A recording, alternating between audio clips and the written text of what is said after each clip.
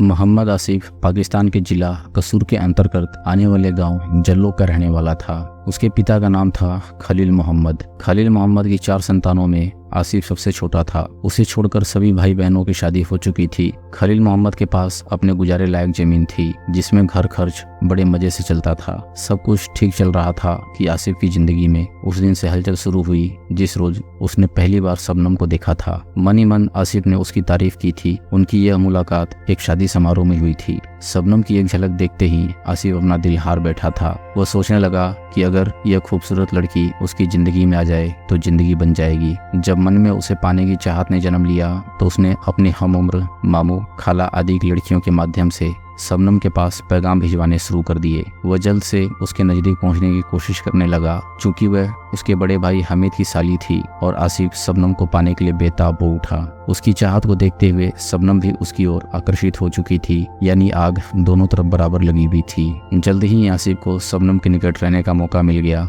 शादी समारोह के बाद सभी रिश्तेदार विदा होकर अपने अपने घरों को लौटने लगे, पर आसिफ के बड़े भाई हामिद को उसके ससुर ने कुछ दिनों के लिए अपने यहाँ रोक लिया। अपनी भाभी से जिद करके आसिफ भी उनके साथ भाई के ससुराल में रुक गया। एक तरह से वो शबनम के बिल्कुल करीब पहुंच गया था। घर में गहमा गहमी का माहौल था। घर के बड़े अपनी बातों में मशगूल रहते थे तो बच्चे और किशोर अपनी अलग मंडली जमाए बैठे थे। ऐसे में आसिफ और शबनम को अपने अपने दिल की बात कहने का अवसर मिल गया। दोनों ने एक दूसरे के सामने प्यार का इजहार किया, साथ ही जीने मरने की कस्में खाई। दोनों ने शादी करने का फैसला कर लिया था। शादी का फैसला करते वक्त दोनों ने यह बात सपने में भी नहीं सोची थी कि परिवार वालों को उनका फैसला मंजूर भी होगा या नहीं। दोनों अभी अपने प्यार की पींगे पूरी तरह से बढ़ा भी नहीं पाए थे कि शबनम के अब्बू को उनकी प्रेम कहानी का पता चल गया। शबनम पर तो जैसे आफत का पहाड़ ही टूट पड़ा। इसी बात को लेकर ससुर और दामाद में भी कहा सुनी हो गई। हामिद अपनी ससुराल से नाराज होकर अपने गांव लौट आया। उसने अपनी बीवी को भी सख्त ताकीद कर दी थी अब वह अपने अम्मू अब्बी को भूल जाए। आसिफ और शबनम के प्यार का घरौंदा बसने से पहले ही उजड़ गया।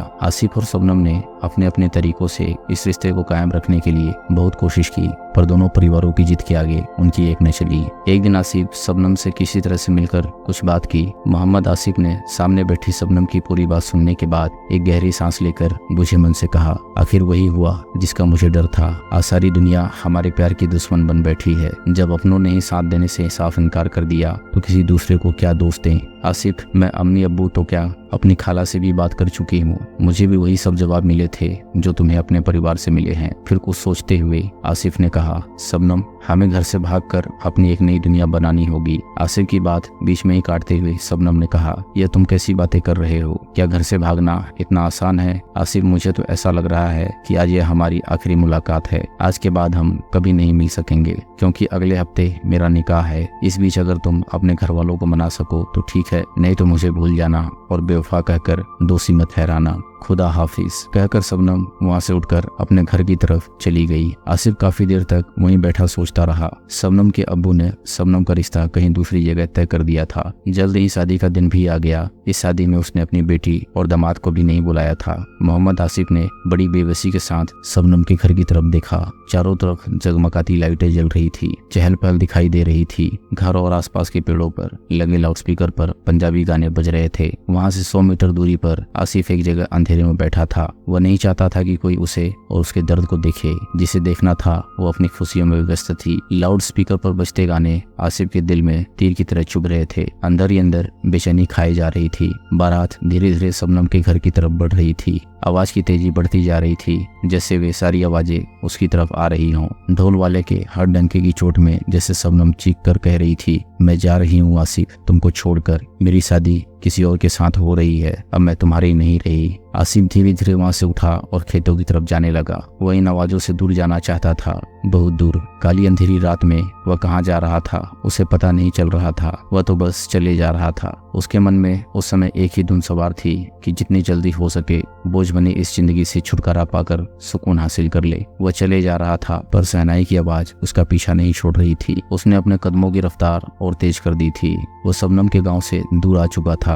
आवाजें उसका पीछा कर रही थी। उसने अपने दोनों कान बंद किए और वहीं बैठ गया। अचानक उसने अपना मुंह आसमान की तरफ उठाया और चीख चीख कर रोने लगा, जैसे खुदा से शिकायत कर रहा हो। अपने भीतर कितने दिनों से दबा कर रखे आंसुओं के भंडार को वह आज जी भर करके निकालना चाहता था। वहाँ न कोई सुनने वाला था और न कोई कुछ कहने वाला। वह रोता रहा रोता रहा तब तक जब तक जहर भरे सारे आंसू बाहर नहीं निकल गए। मन हल्का हो गया तो फिर से शबनम की यादों को समेटने लगा था। इसके पहले कि शबनम की यादों में पड़कर कमजोर हो जाए, वो अपनी जगह से उठा और तेजी से एक और बढ़ता गया। आसिफ रात भर चलता रहा। उसके पैरों में बिजली सी तेजी थी, मानो वह जल्द से जल्द अपनी मंजिल पर पहुंचना चाहता हो। सुबह के करीब 5 बजे वह भारत पाक सीमा के हुसैनी वाला क्षेत्र फिरोजपुर बॉर्डर के पास पहुंच गया। वह एक पल के लिए वहां रुका और आसपास देखकर वहां का जायजा लेने लगा। जब दूर से उसने 2 देशों की सीमा को विभाजन करने वाली तारों की बाड़ को देखा तो उसकी आंखें चमक उठी। किसी सम्मोहनवश वह लगभग दौड़ता हुआ सीमा पर लगी बाड़ की ओर लपका। सीमा के दोनों ओर दोनों देशों के सुरक्षा कर्मी हाथों में आधुनिक हथियार लिए बड़ी मुस्तैदी से खड़े थे,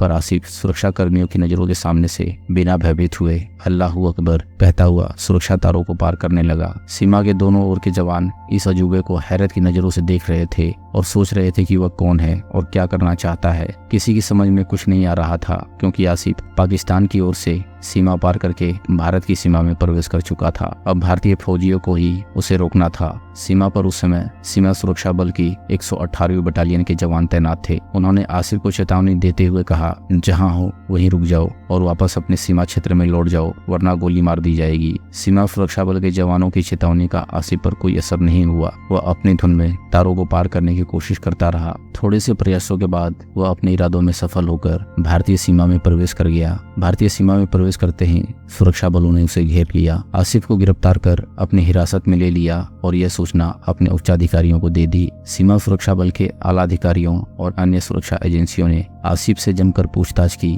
किसी हारे हुए जुआरी की तरह आसिफ ने अपना दिल खोलकर जब अपने नाकाम प्यार की दास्तान सुनाई तो सभी दंग रह गए। आसिफ ने अपने बयान में बताया कि उसे विश्वास था कि सीमा पर उसके द्वारा की गई इस हरकत के बदले जवान उसे गोली से उड़ा देंगे और वह दुनिया से मुक्त हो जाएगा, क्योंकि रमजान के पाक महीने में वह आत्महत्या जैसा गुनाह नहीं कर सकता था। इसलिए उसने सोच समझकर जवानों की गोली से अपने प्यार के लिए शहीद होने की सोची थी। अपने नाकाम मोहब्बत के सदमे की वजह से उसकी जीने की इच्छा खत्म हो गई थी। सुरक्षा एजेंसियों की पूछताछ के बाद अपने अधिकारियों के आदेश पर आसिफ को जिला फिरोजाबाद के थाना पुलिस के हवाले कर दिया। थाना प्रभारी ने आसिफ से पूछताछ करने के बाद बताया कि नौजवान मानसिक तौर पर परेशान है। उसे सभी पहलुओं से पूछताछ की गई है। युवक की तलाशी लेने पर उसकी जेब से 1200 रुपए पाकिस्तानी करेंसी और 2 नींद की गोलियां बरामद हुई थी। पूछताछ के बाद थाना प्रभारी ने आसिफ के खिलाफ 28 मई 2018 को इंडियन पासपोर्ट एक्ट 1920 की धारा 3 और फॉरेनर एक्ट 1946 की धारा 14 के अंतर्गत मुकदमा दर्ज करके उसे अदालत में पेश किया, जहां से उसे जिला जेल भेज दिया गया। दोस्तों, अगर आपको कहानी पसंद आ रही हो तो वीडियो को लाइक करें और चैनल को सब्सक्राइब करें। हम ऐसी मजेदार कहानियां आपके लिए लाते रहेंगे।